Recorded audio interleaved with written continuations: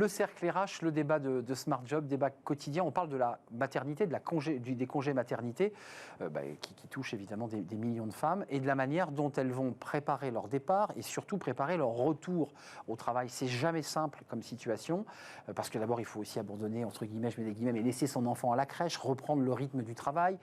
C'est jamais facile, et on va le voir dans quelques instants. Il y a eu un sondage LinkedIn qui a été posé, des questions simples posées à des femmes, et on va voir que la situation n'est pas totalement réglée. On va faire du droit avec Marie Contant. Bonjour Marie. Bonjour. Vous êtes avocate en droit social cabinet BG Devé. On fera le point sur la durée de ces congés maternité, la façon dont le droit encadre évidemment cette réalité très, très émotionnelle, parce que c'est un moment fort dans la vie d'une femme. À vos côtés, Catherine Bonneville-Moraski, merci d'être là. Vous êtes fondatrice et dirigeante du cabinet conseil Eranigma. Eragina. Oui. Ça commence très mal. Eragina, vous accompagnez justement côté entreprise les bons conseils, les bonnes pratiques pour accueillir dans les meilleures conditions le retour au travail. Merci en tout cas d'avoir répondu à notre invitation. Et puis Mathilde Lecoz est avec nous, bonjour. DRH de Mazars France, qui est un des leaders, ou le leader international de l'audit, de la fiscalité et du conseil, avec des auditrices, des femmes qui vont partir en congé, beaucoup de femmes qui partent en congé maternité et que vous allez réintégrer. Il y a plein de questions à poser justement à un cabinet de conseil. Tiens, je vous la pose à vous tout de suite. Une femme part en congé maternité, mais elle est sur un dossier très sensible, mais elle va partir puisque le bébé va arriver. C'est compliqué. Quand elle revient, elle ne peut pas réintégrer le dossier. Elle a perdu toutes les réunions, elle a perdu l'histoire. Comment on fait là ? Comment vous faites ? Alors déjà, la bonne nouvelle, c'est que ça s'anticipe. On ne part pas du jour au lendemain en congé maternité. On vous prévient, on prévient la DRH. Donc, non, mais on a le temps, en fait, d'orchestrer tout ça. Et effectivement, ça se prépare aussi bien en amont qu'au retour. En fait, il y a vraiment deux périodes. Il faut que le départ soit progressif aussi et le retour. Mais l'avantage dans les cabinets, c'est qu'on a ce qu'on appelle des équipes mutualisées. Donc, en fait, elles changent beaucoup, les équipes. Donc, si quelqu'un s'absente, quelqu'un peut prendre le relais. On est plutôt sur l'organisation de passation et de temps d'échange pour que, justement, ce soit le plus fluide possible. Alors, je me tourne vers vous parce qu'il y a quand même le droit, rien que le droit. Qu'est-ce que dit, parce que le droit européen entre pays n'est pas le même, qu'est-ce que dit le droit pour un congé maternité d'une femme ? 16 semaines, ça c'est la règle ? Oui, pour le premier enfant. Pour le premier enfant. C'est 6 semaines avant, 10 semaines après, effectivement. Quand tout se passe bien. Hein. Quand tout se passe bien. On peut le prolonger ensuite. Oui, vous avez des congés pathologiques avant, après, qui peuvent s'ajouter, oui, tout à fait. Je vous pose la question parce que vous l'avez vu, ce sondage LinkedIn, on parle beaucoup d'égalité femmes-hommes, on considère que les choses progressent beaucoup, il y a des index qui vont être publiés, qui sera une obligation pour les entreprises, mais quand on voit ce sondage LinkedIn, on dit qu'il y a quand même un point noir sur les congés maternité, 14 500 personnes qui ont répondu. La maternité, question simple, a-t-elle eu un impact sur votre évolution professionnelle ? 48% de ceux qui ont été interrogés, donc près de 7000, ont répondu oui beaucoup, et 25% ont répondu oui un peu, ce qui est globalement la majorité qui ont galéré et qui ont mal vécu cette période. Est-ce que ce chiffre correspond Ce chiffre correspond, il y avait une étude précédente qui était sortie en 2018 qui donnait même un chiffre de 84% des femmes qui jugeaient que le congé maternité avait été un handicap dans leur carrière. Et ça correspond, alors il ne faut pas mettre toutes les entreprises dans le même panier. Il y en a qui font les choses de façon très positive. C'est vrai que dans beaucoup d'entreprises, ça commence dès l'annonce d'une grossesse. Il y a encore des entreprises où les femmes ont peur d'annoncer qu'elles sont enceintes. Ça existe encore. Oui, il y a encore des entreprises où, avant de partir en congé maternité, on commence déjà à les mettre au placard, ou même on leur donne encore plus de boulot pour voir si quand même elles ont encore envie de travailler. Il y a des entreprises où quand elles rentrent, elles ne retrouvent pas leur job, ou alors elles retrouvent leur job, mais on a enlevé tout ce qui était le plus intéressant dans le job et on l'a donné à quelqu'un d'autre. Donc il y a encore des entreprises qui ont beaucoup de progrès à faire sur ce sujet. Enfin, c'est un sujet central sur le plan du droit, parce que Claire Hédon, qui est la défenseuse des droits, qui dit, je la cite, nous rendons encore un nombre trop important de décisions. Ce sont des cas vers lesquels on se tourne vers le défenseur des droits et on parle d'une injustice. Donc ça renvoie au droit où des femmes ne sont pas embauchées en raison de leur état de grossesse, ne retrouvent pas leur poste au retour de leur congé maternité et dont la période d'essai est rompue car elles sont enceintes. C'est sidérant et illégal, dit-elle. Oui, non, mais il y a un arsenal juridique qui est très complet, de lutte contre les discriminations, de facilitation des recours judiciaires justement pour permettre de sanctionner les discriminations. L'index dont vous parlez, en fait, dans les index que les entreprises doivent publier, il y en a un qui est: est-ce que vous avez bien augmenté toutes les femmes au retour de congé maternité. Parce que dans le Code du travail, ça ne date pas d'hier, une entreprise doit donner à une femme qui rentre de congé maternité la moyenne des augmentations des salariés de même catégorie qu'elle. Alors, c'est la théorie, c'est l'obligation. Et l'index que les entreprises doivent publier prend en compte ça. C'est-à-dire que si vous n'avez pas augmenté toutes les femmes, c'est 15 ou 0. Et le total des points, c'est 100. Et il faut avoir au minimum 85. Donc, vous voyez, dès qu'il vous manque 15 points, c'est un indicateur qui coûte cher en fait aux entreprises quand les entreprises ne respectent pas cette obligation-là. Comment ça se passe chez vous, chez Mazars? Parce que les entreprises respectent évidemment le cadre légal, les 16 semaines, mais beaucoup d'entreprises, beaucoup de cabinets vont au-delà et proposent d'autres, on rallonge la durée du congé maternité. Comment ça se situe chez vous? C'est sûr qu'on fait beaucoup de choses sur la parentalité pour les femmes, mais aussi c'est un sujet aujourd'hui, je pense qu'il faut aborder de façon mixte. Oui, voilà, exactement. Parce que les hommes aussi attendent un certain nombre de choses. Et surtout, sinon, on amplifie la caricature de ce sujet ne touche que les femmes. Et ça touche d'abord les femmes, on en convient. Alors ça, c'est sûr. Elles sont directement concernées par le sujet. Complètement. Mais ce que je veux dire, on est convaincu que c'est un sujet. Si le jour où justement les hommes et les femmes prendront leur quote-part, et enfin là, aussi sur tous ces sujets-là à égalité, qu'on pourra dépasser aujourd'hui les freins. Même si, bon, je vous accorde qu'aujourd'hui ce sont les femmes qui portent les enfants, mais il y a plein d'autres choses aussi dans la paternité et la parentalité. Et du coup, chez Mazars, globalement, ce qu'on fait, c'est que déjà on accompagne beaucoup, on en parle, parce qu'en fait, un départ, ça se prépare. Et souvent, quand on n'a pas encore eu d'enfant, on n'a pas conscience de toutes les questions qu'on va se poser. Et donc, pouvoir verbaliser, avoir des témoignages d'aînés qui se sont posés des questions, qui ont rencontré des difficultés, parce que c'est un peu naïf de dire tout va bien se passer à mon retour. Non, je vais en tant que femme me poser plein de questions, et puis dans l'entreprise va se poser plein de questions. Donc on en parle avant, on a des ateliers avant, après l'arrivée d'un enfant. On a mis en place ce qu'on appelle le retour en douceur.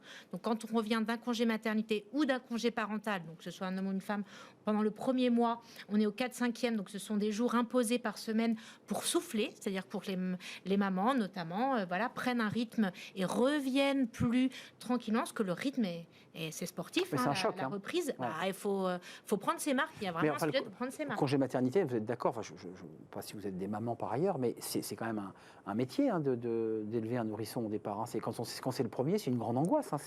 C'est fatigant, on est fatigué, l'enfant ne fait pas ses nuits. Enfin, c'est pas rien quand même. Il y a ça, et puis le sujet de l'allaitement. Est-ce que la maman a décidé d'allaiter ou pas? Comment son travail va le faciliter ou non? Aujourd'hui, c'est une vraie complexité parfois dans certaines entreprises. Comment je peux tirer mon lait, préparer tout ça. Enfin, est-ce qu'un dispositif est prévu? Donc ça, nous, on s'est adapté en fonction des demandes. Aujourd'hui, c'est normal de pouvoir accompagner aussi les mamans qui ont décidé d'allaiter et de reprendre le travail. Là, c'est vrai que c'est aussi complexe. Oui, ces sujets-là sont sur la table parce que quand on voit les chiffres de la défenseuse des droits de LinkedIn, on voit quand même qu'il y a une difficulté. On a beau aborder le sujet médiatiquement, en parler en toute transparence, il y a quand même des difficultés. Les femmes rencontrent des freins à leur carrière. Et d'ailleurs, on sait que le différentiel des 24%, qui est un chiffre à discuter d'ailleurs, d'écart de salaire, vient en partie des congés mat, qui ont décalé évidemment les augmentations. L'arrivée d'un enfant, c'est pas seulement le congé mat, d'ailleurs, c'est aussi avoir un enfant. L'arrivée des enfants augmente le différentiel d'écart de salaire. Et on le voit, par exemple, les mamans qui ont un seul enfant ont moins d'écart que celles qui en ont deux et ont moins d'écart que celles qui en ont trois. Et puis, il y a le sujet aussi de la carrière qui peut s'arrêter au moment de l'arrivée des enfants. D'ailleurs, soit venant d'une demande de la femme, soit par l'entreprise. C'est la proposition du 4/5e, proposition d'un mi-temps. Ça peut être le fait que des femmes se disent en fait non, je vais élever mon enfant, ou je veux être plus souvent avec lui, je ne pourrais pas faire mon boulot en étant avec lui, donc soit je vais mettre une parenthèse, soit je vais me réorienter, je vais créer ma petite boîte pour avoir un salaire, etc. Et on voit qu'il y a vraiment l'arrivée des enfants crée un différentiel dans la carrière des femmes et des hommes, et c'est grave quand en tout cas on prend la décision sans prendre en compte l'ensemble des éléments, à la fois pour maintenant et à la fois pour demain, parce qu'on le voit au moment de l'entrée, par exemple la retraite, les femmes, les femmes jusqu'au bout de la carrière, et après. Donc en fait, les femmes, on le voit aujourd'hui, sont parmi les pensions de retraite les plus faibles. Il y a beaucoup de femmes, etc., etc. Donc c'est vraiment un moment où il y a une rupture entre guillemets dans beaucoup d'entreprises. Mais ça peut venir à la fois des femmes et ça peut venir de l'entreprise. Donc les deux peuvent réfléchir et travailler là-dessus. Mais concrètement, je parle à l'avocate, mais on voit qu'il y a un différentiel de salaire, mais est-ce que vous pensez que le législateur doit être un peu plus ferme? Parce qu'il impose des index sur l'égalité femmes-hommes, les écarts de salaire. Est-ce qu'on peut aller encore plus loin? Parce que les chiffres développés par LinkedIn, alors, ça vaut ce que ça vaut, sont honnêtement sidérants. Non, mais puis ils rejoignent les chiffres qui ont été publiés par le Défenseur des droits. Mais non, pour moi, la question, elle n'est plus juridique. Aujourd'hui, l'arsenal juridique, il est très complet. Il y a à la fois des mesures de protection, des mesures d'aménagement, des mesures de sanctions. Il y a vraiment tout un ensemble de règles. On veille à ce qu'elles soient le plus effectives possible. Et on voit qu'il y a encore ces écarts-là. Mais en fait, moi, ce que je voulais souligner, c'est que la situation du congé maternité, c'est quelque chose... On a beaucoup parlé du point de vue des femmes. Moi, je suis avocat d'employeur et femme, donc j'ai les deux casquettes. Et en fait, le constat que je peux faire aujourd'hui, c'est qu'en fait, c'est une situation qui est complexe de tous les côtés. C'est complexe pour une entreprise de gérer un congé maternité, même si je suis d'accord avec vous, parmi les vous avez raison, il faut le dire. C'est l'absence qui est la plus facile à gérer. C'est particulièrement complexe dans les petites entreprises, quand vous avez une petite équipe, que la salariée, par exemple, c'est la seule comptable de l'entreprise, que c'est la seule à faire les payes, que... c'est une suspension du contrat de travail, je me trompe pas. Tout à fait, c'est une suspension. C'est pas une rupture, c'est une suspension. Et donc moi, je pense que le problème, il faut vraiment l'appréhender dans sa globalité, c'est-à-dire la complexité que ça crée pour l'entreprise et la complexité que ça crée chez cette femme. Et après, la deuxième remarque que je voulais faire, c'est que je pense que le problème ne se réduit pas à la période du congé maternité. Parce qu'à l'échelle d'une carrière, finalement, 1, 2, 3 enfants, c'est finalement assez peu de temps à l'échelle d'une carrière. Qu'est-ce qui pêche alors? Qu'est-ce qui bloque ensuite? Ce qui est à mon sens, plus compliqué et là où il y a vraiment une réflexion à avoir, c'est sur la parentalité. C'est comment on va permettre à des parents et pas uniquement à des mères, parce que je trouve que dire les mères, c'est un peu daté. Excusez-moi, mais pour moi, la question, c'est pas la question de la maternité, c'est la question de la parentalité. Et c'est comment on permet à de jeunes parents ou de parents de jeunes enfants de concilier leur vie professionnelle et leur vie personnelle. Et le législateur, pour répondre à la question que vous me posiez, a vraiment mis ces sujets-là au cœur du dialogue social. Aujourd'hui, on doit négocier dans les entreprises de plus de 50 salariés tous les ans, notamment sur l'égalité homme-femme et la qualité de vie au travail. Ça fait partie des blocs de consultation obligatoires du CSE. Il y a encore du boulot sur la question, même si vos constats sont très justes, c'est pas simple. Voilà, et les vrais leviers sur lesquels il faut agir, pour moi, qui permettent justement cette parentalité équilibrée, c'est les leviers de temps de travail, c'est les leviers de télétravail, je canalise les écarts. Et qualité de vie, on revient à la qualité de vie. Voilà, et il y a un autre point qui est important, c'est qu'il faut absolument sortir de l'esprit des managers qu'un bon salarié, c'est un salarié qui est là longtemps au travail, qu'on arrête le présentéisme. Je pensais que ça avait évolué tout ça depuis le Covid. Alors, ça a un je sais pas, je pense que le monde a changé. Non, ça n'a pas changé en fait. Non, ça a évolué, mais pas suffisamment. Côté Mazars, parce que ce qui est intéressant, vous êtes RH d'un cabinet de conseil, vous avez des femmes qui partent en congé maternité, que vous réaccompagnez. La parentalité, vous dites on travaille dessus, ça veut dire pousser, parce qu'il n'y a pas d'obligation, les papas à prendre leur congé paternité. Tout à fait. J'ai lu des chiffres là récemment sur le site du ministère du Travail où seulement 12% des papas prenaient leur congé. Parce que c'est pas indemnisé. Alors il y a des entreprises. Il y a des entreprises aussi. Nous, on l'indemnise, par exemple. Excusez-moi, c'est pas aussi bien indemnisé. On perd un peu d'argent.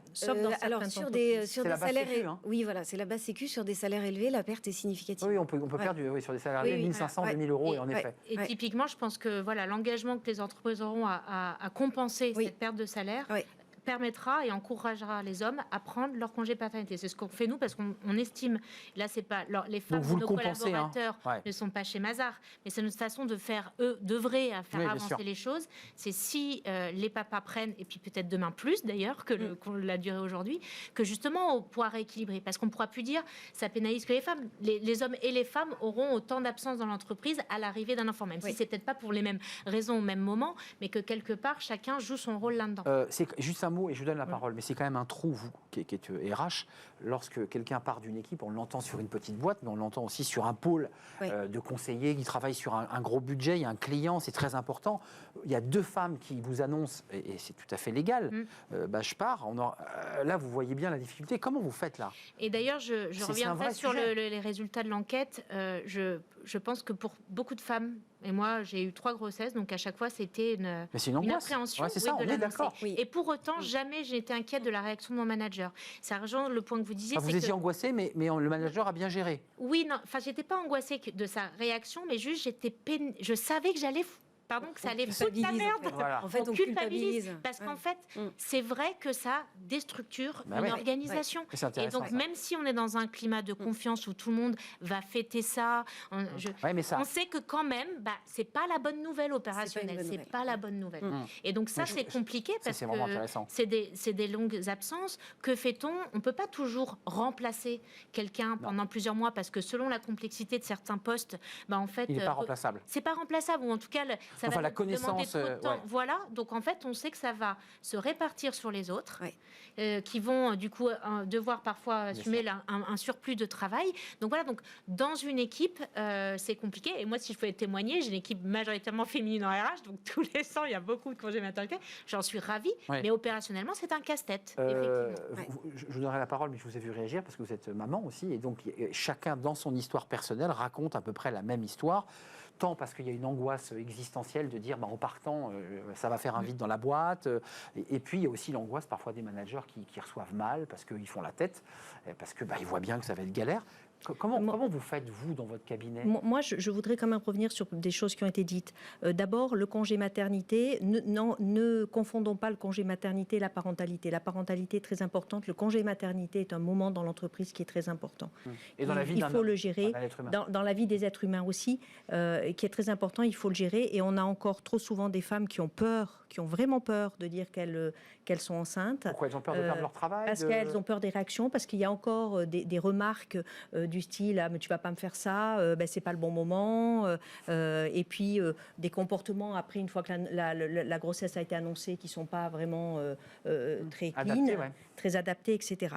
Donc il y a un sujet qui est de vraiment bien travailler sur cette période. Ça s'anticipe. On prépare aussi les managers. Les managers, on leur demande beaucoup de choses. On leur demande en premier de faire leur boulot, leur job, et de le faire bien.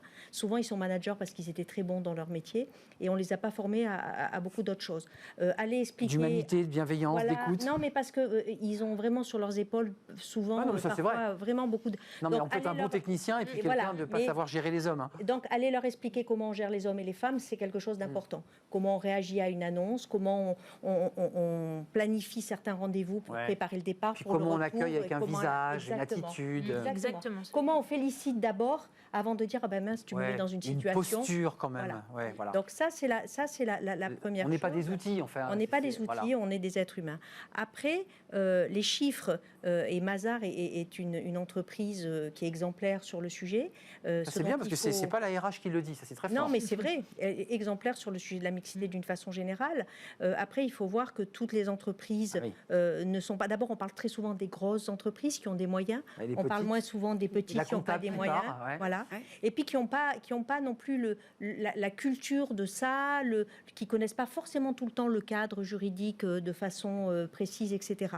Donc en fait, les entreprises peuvent mettre en place des choses pour gérer le congé maternité parce qu'on le sait avant et parce que de toute façon on doit passer par là. On doit à la fois le faire pour l'entreprise, à la fois le faire pour la maman qui, à un moment donné, va revenir et pour pas qu'elle revienne angoissée, la peur au ventre en se disant est-ce que je vais retrouver mon poste, est-ce qu'on va pas me mettre dans le placard. Mais parfois, elle ne le retrouve pas. Les chiffres que vous donniez sont des chiffres qui correspondent à ce qu'on voit. Mais juste un mot, le plus angoissant, parce qu'on évoquait l'idée de l'annonce. Alors, il y a l'annonce à son manager. Là, on est en CDI. Bon, on se dit qu'on va faire perdre un petit peu de valeur à l'entreprise, mais il y a l'annonce aussi à un recruteur. Ça, c'est encore plus compliqué aujourd'hui. Aujourd'hui, c'est encore plus compliqué. Tant c'est compliqué de le dire à un manager, vous imaginez comme c'est compliqué de le dire là, sur le plan juridique, c'est très carré. Oui. On ne doit pas poser la question, normalement. Oui, c'est interdit. On est doit faire aucune recherche sur l'état ou non de grossesse de la candidate et on n'a pas à se décider au regard de sa maternité. Sauf que dans les faits, on invente un prétexte. Et on dit malheureusement, si on le vous ne sait, correspondez- si on le sait. Par rapport à ce que vous Ouais. avez dit, c'était très intéressant. Vous avez dit qu'il faut accompagner la femme qui va annoncer sa grossesse, qui va partir. Et les managers. Et il faut accompagner, voilà, c'est ce que j'allais dire. Et les Il managers, faut j'ai dit, accompagner hein. l'équipe aussi. Parce que l'équipe, si on ne veut pas stigmatiser en fait, la femme enceinte ou la jeune maman, il faut...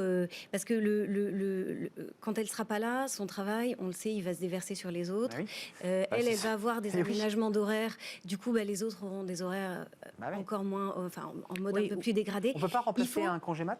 On peut remplacer, oui, tout à fait. Mais dans les faits, ce qu'on voit, c'est que même remplacer, c'est il y a forcément un surplus de travail pour Ouais, les autres membres de l'équipe ou pour le manager qui récupère, puisque la personne est moins opérationnelle, même si elle est remplacée, la personne est moins opérationnelle.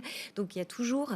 Et en fait, si on ne veut pas stigmatiser la femme enceinte et qu'elle soit montrée du doigt, qu'il y ait des agacements, des tensions, c'est important en fait d'accompagner l'équipe et les managers. Et d'accompagner l'équipe dans plusieurs Catherine. sens. C'est-à-dire que oui, il peut y avoir du travail qui se répartit sur d'autres, et puis il y en a qui sont super contents de récupérer une partie du travail. Vous Donc en l'évoquiez fait, tout à l'heure. être exemplaire, Le dire meilleur les morceau choses- du poste. voilà, dire les choses clairement Ouais. et faire en sorte que ça se passe clairement. Ouais, le diable se cache dans les détails. Oui, mais il faut être Oui. très clair sur la façon dont ça va Ben s'organiser pendant l'absence, la façon dont ça s'organisera au retour de l'absence, et il faut être exemplaire là-dessus.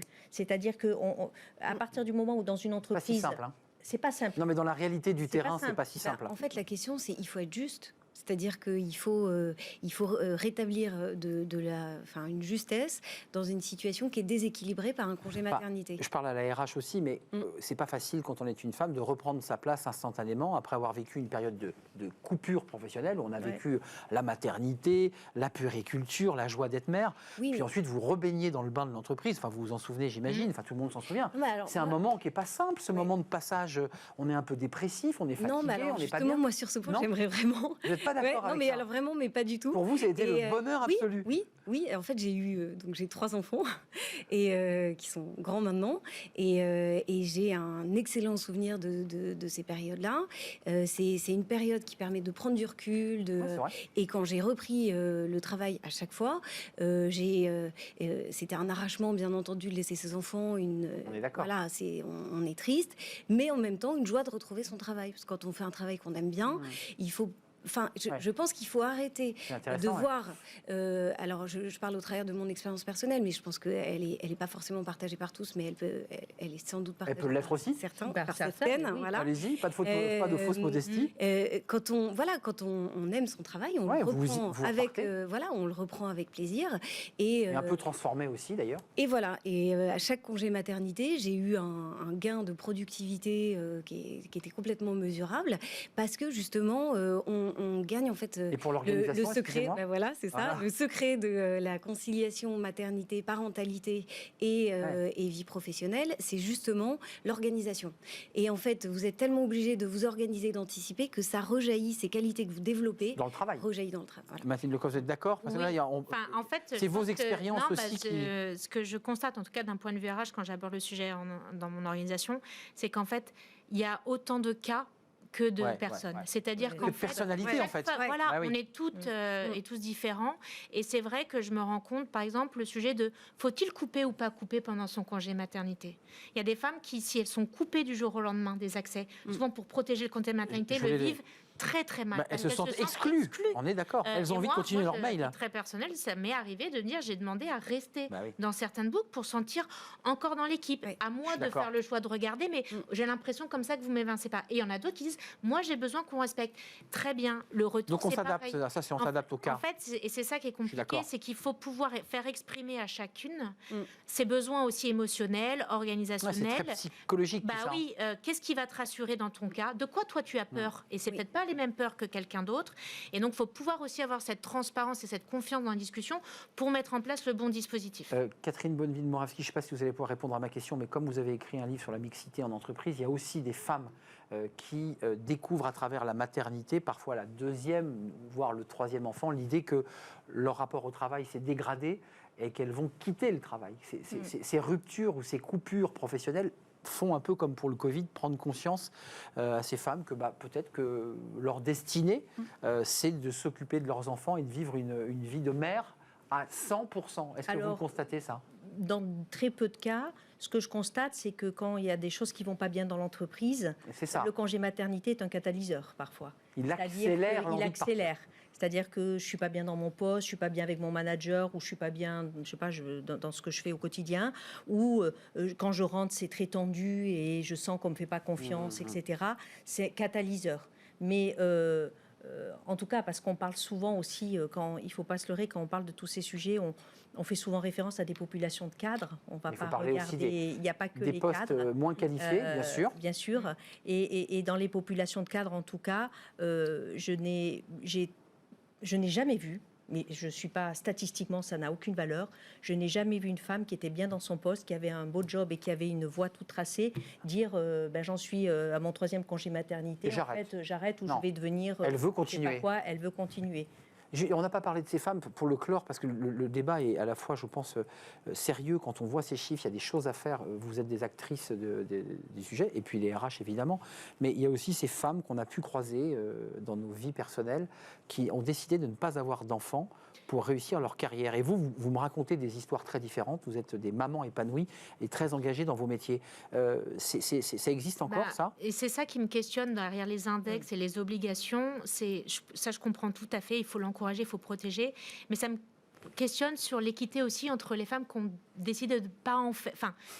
Non, mais aussi de décider de ne pas en faire, ou à un moment, voilà, encore une fois, je comprends, mais si dans une équipe, par exemple, si on prend l'index, par exemple, qui dit qu'il faut augmenter les femmes de retour de congé maternité, la moyenne des augmentations des celles autres. Qui n'ont pas eu d'enfants. Et celles qui ont décidé de ne pas donner et qui ont surperformé et qui, du coup, ont une super augmentation, en fait, font profiter les autres. Je dis pas, je sais que c'est... Attention, je ne veux pas que mes propos soient déformés. Je comprends encore une fois qu'on a besoin d'encadrer et d'encourager, parce qu'il y a aussi plein d'endroits où c'est pas respecté. Mais c'est vrai que moi, je constate juste que ça questionne d'autres femmes qui disent, mais en fait, et l'équité... Et les hommes. Oui, et les hommes. Alors oui, les hommes. Eux excluent de fait. Mais bon, j'allais dire, jusqu'à maintenant, un homme, il voudrait... voilà, il mais jusqu'à maintenant, jusqu'à toujours, quand même. Mais il y a des femmes qui décident de ne pas avoir d'enfants. Et moi, ça me questionne, ce débat-là. Parce que c'est pas toujours évident à trouver les réponses pour elles, en disant, mais en fait... elles se sentent comment, ces femmes ? Elles disent quoi ?